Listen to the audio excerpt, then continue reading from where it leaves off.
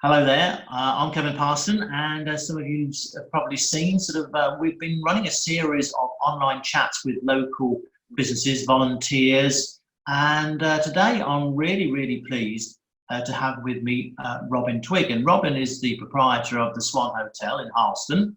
Good morning, Robin. How are you? Very well, and good morning to you and anybody who's going to watch this. Yep. Well, I'm sure people do. So far, we've had really good reception and interest in these chats. So I'm pretty sure they will with you as one of the local sort of well-known figures in the town, Robin. Thank you. And so just tell me. Obviously, you're well known, but obviously there may be some people watching here who don't quite know you so well. So just tell everybody a bit about yourself, what you do, where you've been, and anything you think is important. Gosh, well, basically, a lot of people remember me at the Park Hotel in Dis, where I was there for 17 years. But I still the Park Hotel, believe it or not, for nearly 20 years. No, 17 years ago. But at the time, I had the Park Hotel, the Anchor Hotel in Thetford, and the Swan Hotel in Harleston.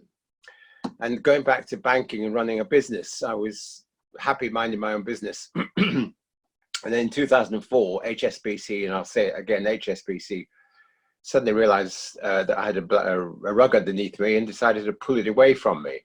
I did owe them a couple of million, but they wanted it back. And they weren't polite about it. And so I had to sell. I sold the Anchor in Thetford to pay them partially the money back. And then I had the Swan and the Anchor.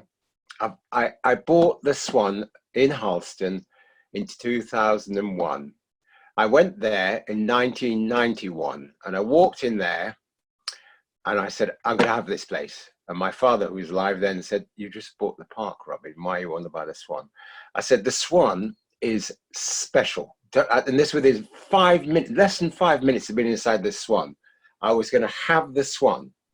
Anyway, 10 years later, literally, it came on the market and I immediately put a bid in for it to be told I had to buy two. And that's why I had the Anchor in Thetford. That was a funny place. Anyway, so yeah, I've been in the community around Dis and Harleston since 1991. I'm a hotelier all my life. In fact, I have done 55 years of serving people and I'm trying to get out. I've had enough of people and serving people. I'm being honest with you all. After 55 years of being polite to you all, it's time that I have my space, my time, and tell you what I think of you. Okay, Kevin? Robin, that's the person I know. And why not? Anyway, Harleston came up, and finally, at that time, I had managers, I employed managers, etc.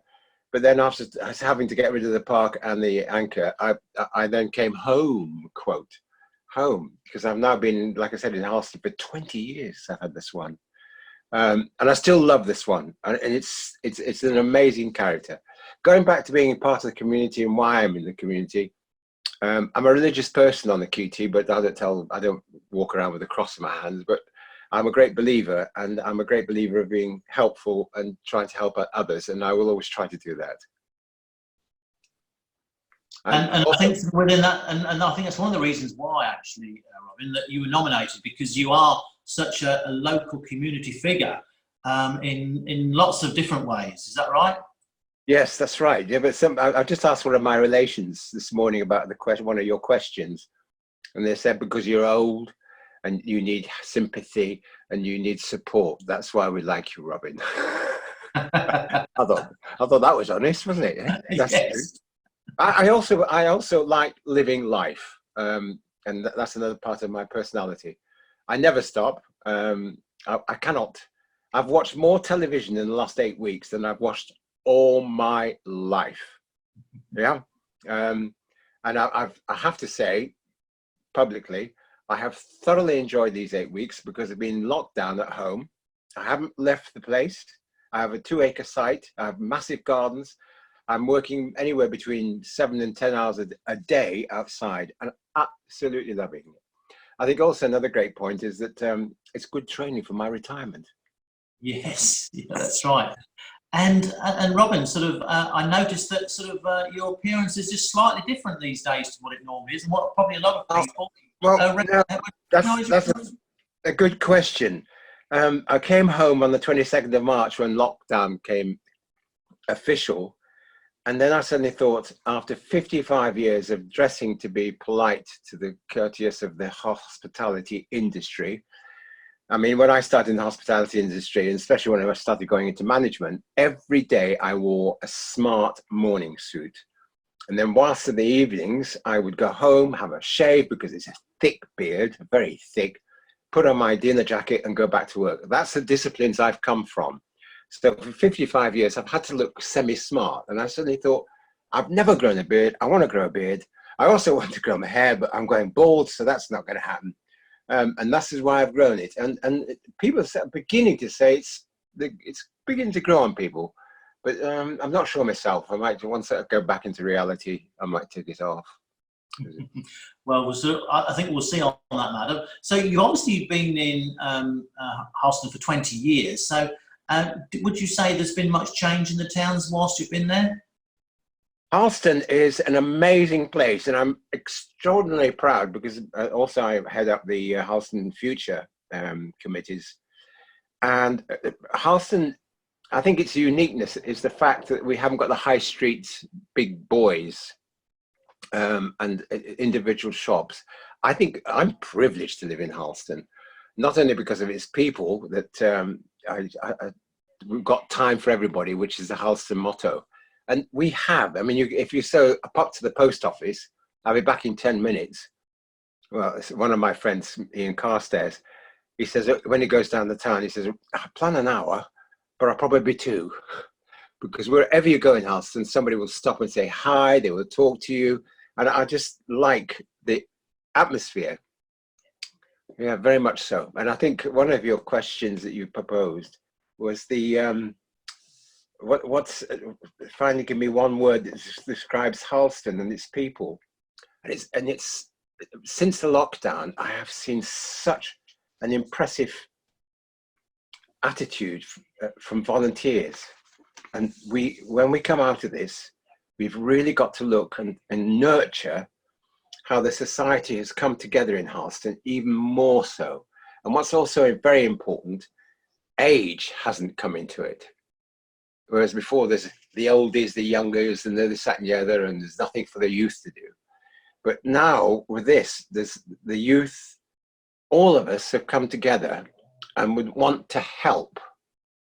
And we've got to build on that. And we've got the town council, the business forum, Harleston Information Plus, and Harleston Future.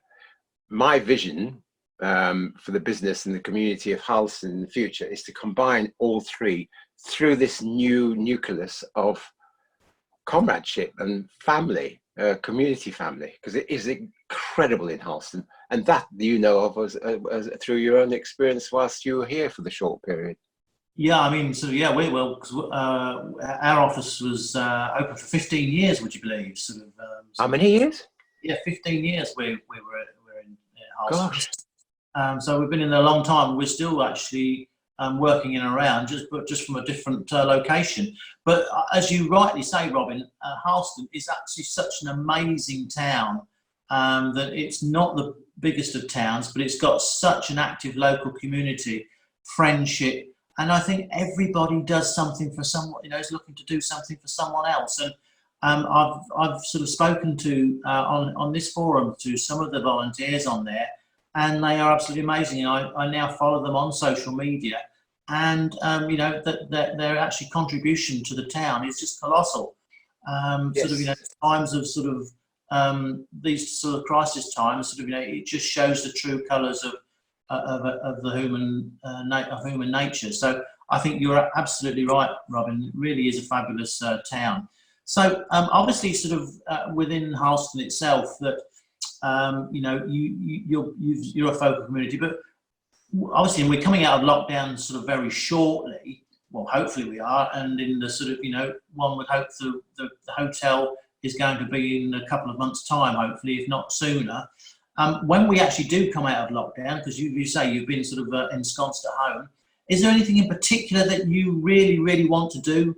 You know, excuse me. out of lockdown?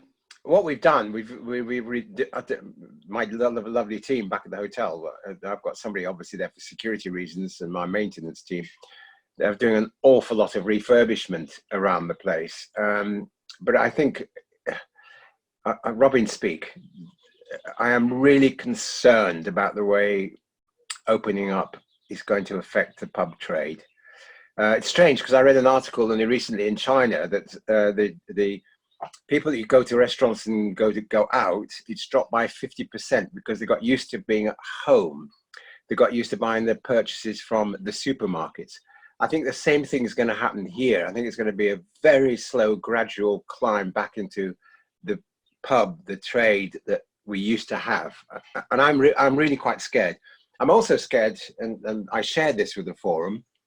I've read recently, in the last couple of days, how claims have been made against insurance companies for negligence of businesses where they haven't done the correct procedures and disciplines of disinfectant, distancing, etc., etc., which brings me on to another point. And I've made it known that I might not open my bar until Christmas because I cannot see how we can discipline customers to be 2 meters apart.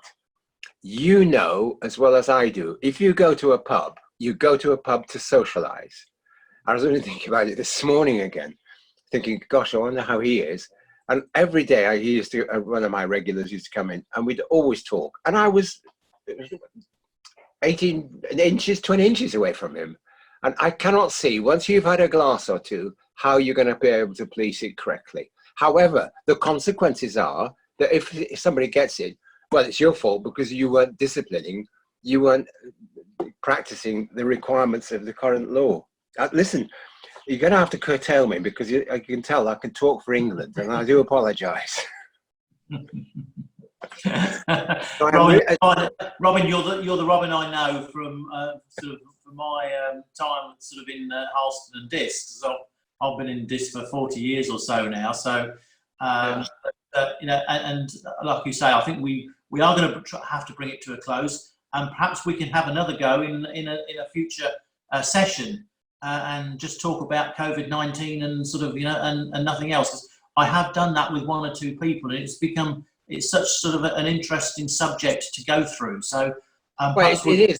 And I'm sorry to interrupt you there, but only this morning I was reading with the British Institute of Innkeepers, which I've been an active member for 25, 30 years, and even the government is always supporting the big companies, not the small companies. Now, all the legislation that we're supposed to put into practice for our opening of the business, okay, and again, it annoys me intensely that some people just oh, it doesn't happen, it's not happening, don't worry about it, just carry on.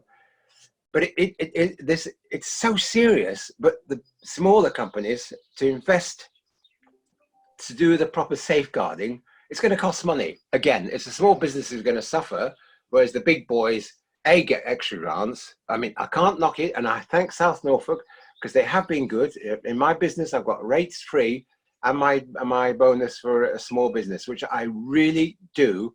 For the first time in 55 years, I've actually got something, I can't say free, but something back from the government for the amount of tax I've paid. But small businesses are going to have to invest in corner this virus, and it's going to hurt. Over to you. Yeah, I think you're right, Robin. Obviously there's there's so many faculties in COVID-19 to just think about and to and you're right. And I never really thought about when you go for a drink. Obviously, you have a cup, 2 or 3 or 4, and all of a sudden you're party time. It's party time. Yeah, and I've never thought it like that, and I think that is going to be really difficult to police. Yeah. And I think in addition to that, not just the licensed trade, but also a lot of other trades, including my own, is that we came back from lockdown about 10 days ago, but the biggest concern of the public is the fact that their own safety. What are you going to do? How am I protected if you come and see me? And I think that's, and as responsible companies, that's what we need to do to portray to the public that they are, to a certain extent, protected. Obviously, we can't reduce risk entirely, but we can do it in hopefully 99.9%. So, Robin, we're going to have to call it a close now because we're. Yeah, I'm so sorry. I'm so sorry. That's all right. Robin, I've really enjoyed our conversation, and I think sort of I can feel myself a part two coming on shortly. Definitely. So, Yeah, no problem. Robin, thanks so much for your time. And if My anyone, pleasure. I'm sure a lot of people do know Robin. If you'd like to leave a comment at the bottom or and mention anything, or if you'd like something that Robin and I would can discuss, please do let us know. Yes. And of course, if you know anyone also who should be sort of nominated for this online chat, please do let me know. Send me a message and we'll see what we can do. And Robin, again, thanks so much for your time.